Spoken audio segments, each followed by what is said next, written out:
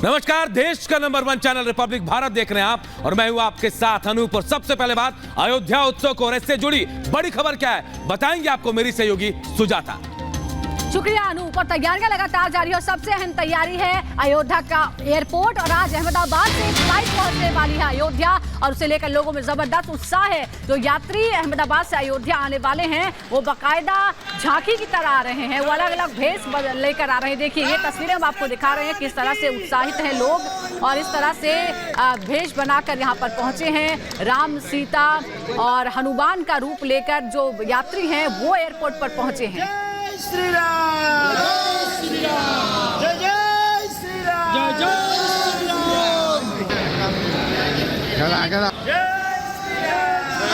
श्री राम, अहमदाबाद से ये यात्री जो रवाना हो रहे हैं अयोध्या के लिए, आपको याद दिला दें कि अयोध्या एयरपोर्ट का उद्घाटन 30 तारीख को प्रधानमंत्री मोदी ने किया था और अब वहां पर फ्लाइट भी शुरू हो चुकी हैं।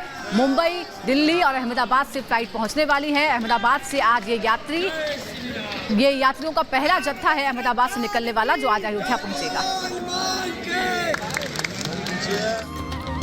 और देखिए, प्राण प्रतिष्ठा को लेकर यूपी सरकार ने बड़ा फैसला लिया है। यूपी सरकार के जो बड़े अधिकारी हैं उनको निर्देश दिया गया है कि पूरे उत्तर प्रदेश में उत्सव की तरह मनाया जाएगा इस दिन को। और कहा यह गया है कि 22 जनवरी को दीपोत्सव मनाया जाएगा। 22 जनवरी को स्कूल कॉलेज बंद रखने के निर्देश भी दिए गए हैं। 16 से 22 जनवरी तक मंदिरों में कीर्तन भी होना है। पूरे यूपी में शराब की दुकानों को भी बंद रखा जाएगा। सरकारी इमारतें और स्कूलों को लाइट से सजाने का निर्देश दिया गया है। तो सिर्फ अयोध्या ही नहीं, पूरा उत्तर प्रदेश, पूरा देश दुल्हन की तरह सजने वाला। लेकिन खास तैयारी उत्तर प्रदेश में है।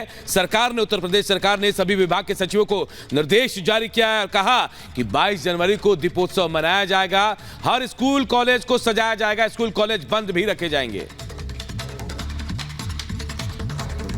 22 जनवरी 2024 की वो तारीख जब अयोध्या धाम में रामलला पधारेंगे। रामोत्सव को लेकर अयोध्या से लेकर दिल्ली तक, कश्मीर से लेकर कन्याकुमारी तक जबरदस्त धार्मिक और सांस्कृतिक तैयारियां की जा रही हैं। पूरे देश में रामलला प्राण प्रतिष्ठा का लाइव प्रसारण उस दिन होगा। दिल्ली के प्रसिद्ध झंडेवाला मंदिर को भी फूलों से सजाया जाएगा। दीप जलाकर दीपोत्सव मनाया जाएगा। मानो पूरे देश में उस दिन दीपावली मनाई जाएगी। एक रिपोर्ट आपको दिखाते हैं।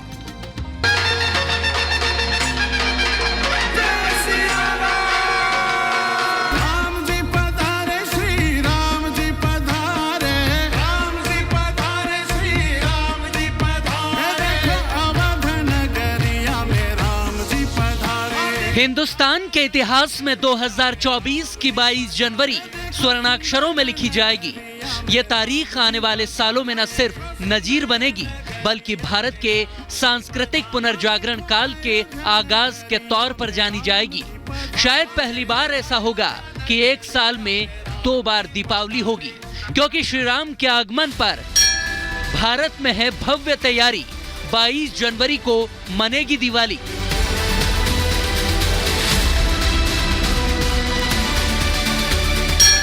जब रामलला विराजेंगे, देश भर के मंदिर सजेंगे। मंदिरों की सजावट से लेकर सड़क और बाजार सब कुछ गुलजार होगा। रामलला की प्राण प्रतिष्ठा मानो भारतीयों के लिए त्रेता युग को एक बार फिर जीने और अनुभव करने की तरह होगी। इसीलिए तो अयोध्या से लेकर दिल्ली तक भगवा लहरा रहा है। यह तस्वीर देश की राजधानी दिल्ली के खान मार्केट की है। जी हाँ, आपने सही सुना, खान मार्केट भी भगवा झंडों से सजा हुआ है। मौका ही ऐसा है, हमारे भगवान जो आ रहे हैं। इस वक्त हम दिल्ली में मौजूद हैं और दिल्ली के खान मार्केट में हमारी मौजूदगी है। आपको दिखा दें कि दिल्ली के भी लगभग सभी इलाकों को अब कहीं ना कहीं श्री रामलला के प्राण प्रतिष्ठा और मंदिर के उद्घाटन के लिए सजना और संवारना शुरू कर दिया गया है। पूरे मार्केट को जो है वो भगवामय कर दिया गया है, सजा दिया गया है। और दिल्ली के अलग अलग इलाकों में इस तरीके की तस्वीरें दिख रही हैं, जहाँ पर दीपोत्सव का भी कार्यक्रम जो है 22 जनवरी को रखा जाएगा। अलग अलग दिल्ली में जितने मंदिर हैं, मंदिरों के बाहर ये दीपोत्सव का कार्यक्रम जो है वो रखा जाएगा। सभी मंदिर के बाहर दीप प्रज्वलित किए जाएंगे और श्री राम लला की मूर्ति की प्राण प्रतिष्ठा जो है वो इस तरीके से खुशी और हर्षोल्लास के साथ देश के लोग मना रहे हैं। दिल्ली ही नहीं, पूरे देश के दिल में प्रभु राम बसे हैं। तभी तो राम नाम जपने वाले किसी न किसी तरह से अपने आराध्य के काम में योगदान देना चाहते हैं।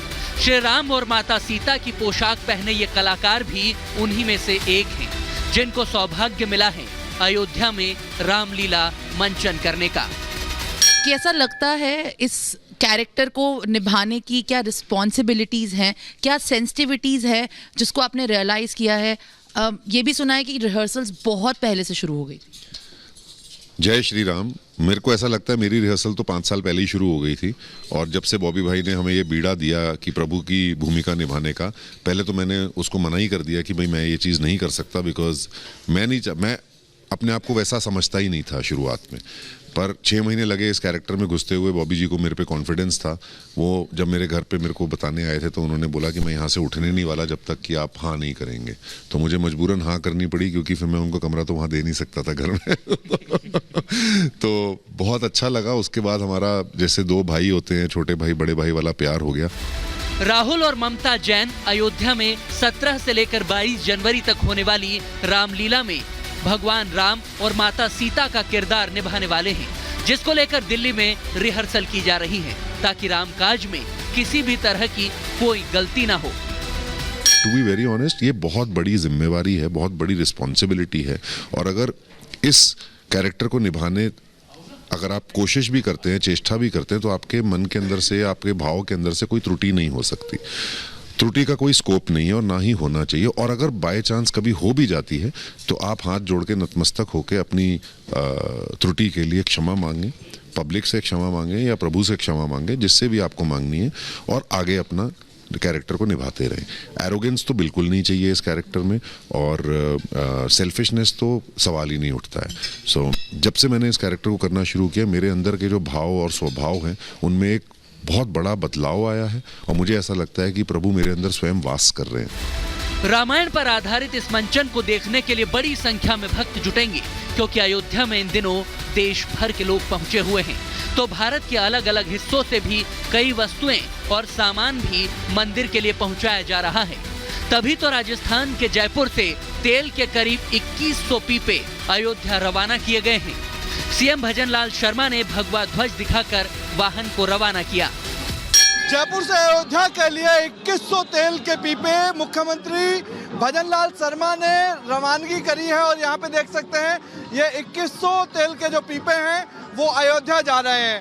बाकायदा उस तरीके से जा रहे हैं जिस तरीके से राजा रजवाड़ों के वक्त में जो बग्गियां होती थी, ऊंट गाड़ी होती थी, हाथी गाड़ी होती थी, घोड़े होते थे, उसी तरीके से बैंड बाजों के सहित इसी तरीके से आप यहाँ पे देख रहे हैं 2100 तेल के पीपे जो हैं सीता रसोई में जा रहे हैं। और यहाँ पे आप देखेंगे बैंड बाजों के साथ में जो तस्वीरें हैं ये आपको दिखाई दे रही होगी। राजस्थान में पहले कभी जब राजा रजवाड़ाओं के वक्त ऊंट गाड़ी, घोड़ा गाड़ी और बग्गियों में सामान भेजा जाता था, ठीक उसी तरह से ये तेल के पीपे अयोध्या में माता सीता के नाम से चल रही रसोई में भेजे जा रहे हैं। बीजेपी के विधायक बाल मुकुंदाचार्य भी इस दौरान मौजूद थे और उन्होंने इसे भगवान राम के काम में एक योगदान बताया। आज बहुत ही सुखद पल है। 528 साल से पूर्वज माला फेर रहे थे, कब मेरे प्रभु राम टेंट से निकलेंगे और पक्के भवन में महल में विराजेंगे। तो ये खुशी है साहब, बहुत बड़ी खुशी है। 528 साल का संघर्ष समाप्त हुआ है, पूर्वजों की इच्छा पूरी हुई है। 528 साल में नहीं मनी ऐसी दिवाली इस बार मनने वाली है। बाजार, आपने कहा कि बाजार भी सजेंगे, पटाखे भी लगाएंगे, पटाखों से आतिशबाजी भी भव्यता से होगी। इस बार तैयारी है, पूरे क्षेत्रों में गाय के घी के, सरसों के तेल के दिए जलाए जाएंगे, मंदिरों को सजाया जाएगा, हर एक मंदिर में भव्य आरती होगी, घरों में उत्सव मनाए जाएंगे, आतिशबाजी होगी, बधाई गान होंगे, भजन संध्याएं, सुंदरकांड, रामचरितमानस के पाठ 9 दिवस तक चलेंगे। और इस उत्सव को 22 को तो मना ही रहे, 14 से 22 तक। उसके बाद हमने योजना बनाया अखिल भारतीय संत समिति राजस्थान की ओर से कि हम इसको इस 22 से अगले वर्ष की 22 तक इस उत्सव को लगातार जारी रखेंगे। प्रतिदिन ये उत्सव कहीं ना कहीं मनेगा जयपुर में।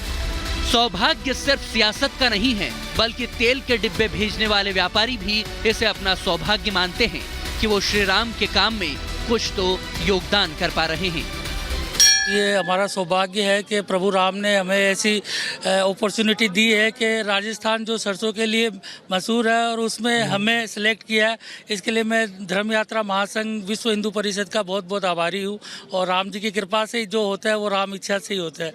इसमें हमने कोशिश की है कि अलग अलग राज्यों से सरसों को मंगाकर दिया जाए ताकि पूरे भारतवर्ष की मिट्टी की खुशबू इस तेल में रहे, ऐसा हमने प्रयास किया है। इसके निर्माण में भी हमने राम धुनी का प्रयोग किया है और उस हिसाब से, और इसमें जो अभी सजा के भेज रहे हैं आप देख रहे होंगे, वो भी राजसी ठाट के हिसाब से इसको रवाना करने जा रहे हैं। हाथी घोड़े और ये तमाम जो हाथी घोड़ों के साथ में ऊंट गाड़ियों में भी आप राजस्थान की परिवेश में इसी तरीके से जाएंगे ये सारे? हाँ, नहीं, ये बिल्कुल, ये कुछ दूर तक तो ये पूरा परिवेश जाएगा, परंतु उससे आगे ट्रकों में जाएगा, वो भी राजस्थानी एकदम परिवेश में जाएगी ट्रकें। राम का काम और उनका नाम सौभाग्यशाली लोगों के हिस्से में ही आता है। देश में कुछ राम भक्त तो ऐसे भी हैं जिनकी मिसाल दी जाती है, जिनका समर्पण और त्याग दूसरों के लिए प्रेरणा बनता है। ऐसे ही एक बुजुर्ग राम भक्त हैं सरस्वती देवी। ये मेरी बहन उस समय से यहाँ अयोध्या में आई थी। अयोध्या में इनके कोई गुरुजी नित्य गोपाल दास जी की प्रेरणा से इन्होंने बात की और उन्होंने कहा मौन रखने के लिए। इन्होंने अपनी इच्छा जाहिर की कि भाई राम जी का मंदिर बनना चाहिए और हमारी ये इच्छा है और जब तक मंदिर नहीं बनेगा तब तक मैं मौन रहूँगी। इसलिए ये करीब 30 साल से मौन धारण की हुई है और अब इनका मौन जो है ये राम मंदिर बनेगा 22 जनवरी को और उन्हीं की श्री राम लला के चरणों में इनका मौन खुलेगा। हमने आपको पहले भी बताया था कि सरस्वती देवी का प्रण है कि जब रामलला अपने भव्य मंदिर में विराजमान होंगे तभी वो अपना मौन व्रत तोड़ेंगी, क्योंकि सरस्वती देवी ने 6 दिसंबर 1992 को मौन व्रत धारण किया था। घर में भी वो बातचीत के लिए लोगों को लिख कर देती थी। शुरुआत में वो स्लेट पर लिखती थी, उसके बाद उन्होंने पेन के सहारे पेपर पर लिखना शुरू किया। पहले वो 1-1.5 घंटे तक बोलकर भी बातचीत घर वालों से करती थी, मगर अब पूरी तरह से मौन धारण है। मंदिर की आधारशिला रखने के बाद यानी कि 2020 से ही वो पूरी तरह से मौन व्रत धारण की हुई हैं। अब इस मौन व्रत को तोड़ने का वक्त आ चुका है, इसीलिए सरस्वती देवी खुद भगवान राम की सेवा में आ चुकी हैं। उन्हें निमंत्रण मिला है, मगर अपने साथ वो खुद के सामान से ज्यादा रामलला के लिए सामान लेकर आई हैं। आप माता जी को कब से जानती हैं और जो कुछ ये कहती हैं वो समझ जाती हैं या लिख करके समझाना पड़ता है? नहीं, जो कुछ इशारा से बोलती हैं बहुत स्पष्ट समझ जाते हैं। बहुत कठिन जो बातें होती है वो हम लिखने बोलते हैं, तो डायरी में लिख के देती है, हम लोग समझ जाते हैं और उनके अनुसार ही हम लोग चलते हैं। जो वो कहती है वो आप लोग समझ जाते हैं, उनके कहे अनुसार ही हम लोग चलते हैं। माता जी को आप कब से जानती हैं और इनके साथ क्या हमेशा रहती है, हमेशा जाती है हर जगह? हाँ, नहीं, हमेशा नहीं जाते हैं, कभी कभार। और हम लोग एक साथ ही पूजा करते हैं एक मंदिर में। राम भक्तों की यही खासियत होती है कि वो अपना सब कुछ श्री राम के चरणों में समर्पित कर देते हैं।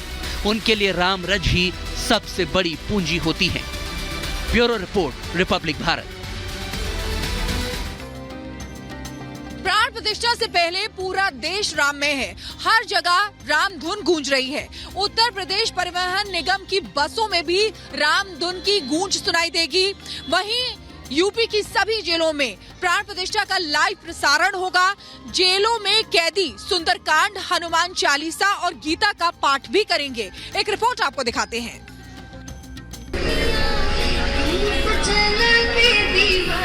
हम लोगों को बड़ा गर्व का एहसास हो रहा है और हम अपने माननीय परिवहन मंत्री जी के साथ में हम लोग सब लोग निकले हैं। ऐसा लग रहा है कि उस समय जैसे पुष्पक विमान आदरणीय रामचंद्र जी को लेकर के आया था अयोध्या, आज परिवहन विभाग जो है सभी दर्शनार्थियों को लेकर के जा रहा है। तो ये छोटे पुष्पक जो चल रहे हैं अयोध्या की ओर, ये परिवहन विभाग की सेवाएं लोग यादगार रखेंगे।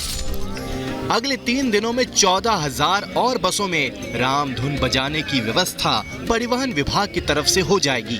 साथ ही प्राइवेट बसों को भी बोल दिया गया है कि वो भी श्रद्धालुओं को राम धुन का एहसास कराएं। परिवहन विभाग के मंत्री दयाशंकर सिंह खुद अवध बस डिपो पहुंचकर बस से ही अयोध्या के लिए निकल गए।